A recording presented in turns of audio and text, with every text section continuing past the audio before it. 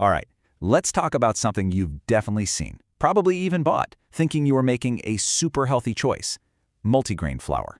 We're going to pull back the curtain on one of the biggest health food mix-ups out there and figure out what actually works. Let's dive in. So, let's just get right to it. The big question on everyone's mind: is multigrain the secret weapon for weight loss? I mean, so many of us grab that multigrain bread or flour thinking, yep, this is the one, this is the healthy choice that's going to help me out. But is that the whole picture? I mean, this is the dream, right? This is what's promised on the package. The idea that a simple switch in your pantry could mean you're not starving by 10 a.m., you're not crashing at 3 p.m., and the weight comes off slowly and steadily. It sounds amazing. So how do we make that a reality? Okay, in this right here, this is probably the most important thing you'll hear today. Multigrain and whole grain are not the same thing, not even close. See, multigrain just means there's more than one type of grain in there, but those grains could be totally refined, stripped of all their nutrients. The real magic word you're looking for is whole grain. That's your clue that you're getting the good stuff. So what does whole even mean? Well, think of a grain as having three parts. You've got the bran, that's the fiber-rich outer shell. Then there's the germ, which is the nutrient-packed core. And finally, the endosperm, which is mostly just starch. A whole grain has all three parts working together.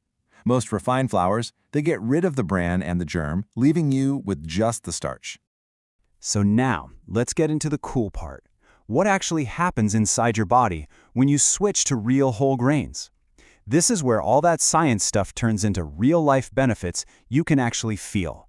Like not being hungry all the time and having way more energy.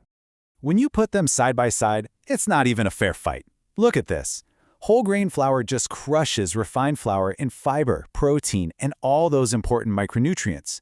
But the real game changer, especially for weight management, is that last line, blood sugar impact. You get a nice, slow, steady burn of energy instead of that crazy spike and crash roller coaster. So how exactly does this help with weight loss? It's basically a three-pronged attack. First, all that fiber and protein makes you feel full, so you just naturally eat less. It's that simple. Second, you avoid those big blood sugar spikes, which can tell your body, hey, store this extra energy as fat. And third, get this. Your body actually burns more calories just breaking down the fiber and protein. It's a total win-win-win. And this is huge. You know, we can get so focused on the number on the scale, but the change in your daily energy can be absolutely life-changing. We're talking about the difference between cruising through your afternoon or desperately needing a nap under your desk.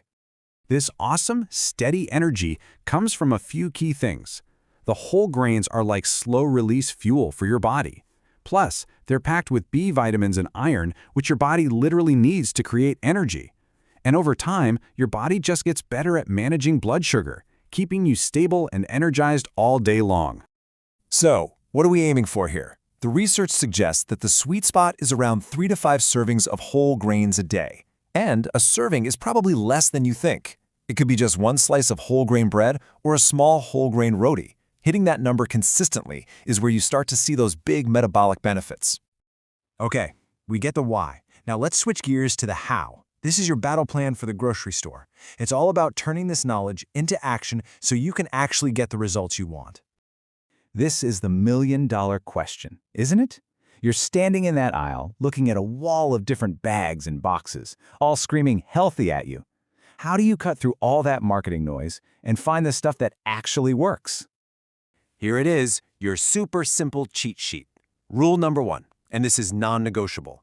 Flip it over and look for the word whole in front of the grain, like whole wheat. If it doesn't say whole, put it back.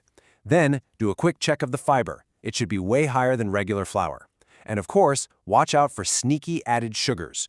Bonus points if you find a blend with other great stuff like oats or quinoa. All right, success. You navigated the grocery store and you brought home the good stuff. But now comes that moment of truth in the kitchen. A lot of people have this fear that it's going to make their favorite recipes taste, dense and heavy. Let's solve that right now. The secret is to just ease into it. Please don't try to switch to 100% whole grain overnight. The best, most sustainable way to do this is to start by swapping out just 25% of the white flour in a recipe you already know and love. You'll barely notice the difference in taste, but your body will notice the benefits. And you can use this stuff for everything. You could start your day with a warm bowl of multigrain porridge, make some amazing chapatis or flatbreads for your meals, or even whip up some healthier banana muffins. Every single one of these little swaps adds up big time. Okay, let's wrap this all up. We're going to boil everything we just talked about down into a simple guide you can literally start using the second this is over. But first, the most important piece of advice: be consistent. This isn't a magic pill. The real benefits, the better energy, the easier weight management, they build up over time. It's about creating a new habit, not a quick fix. So here it is, your 3-step takeaway. 1. Choose wisely. Always look for that 100% whole grain label. 2. Start small. Just replace a little bit of the white flour in your recipes at first. And 3. Pair it powerfully. Combine your whole grains with some protein or healthy fats to feel even fuller for longer. And that's a wrap. So I'll leave you with a question to think about.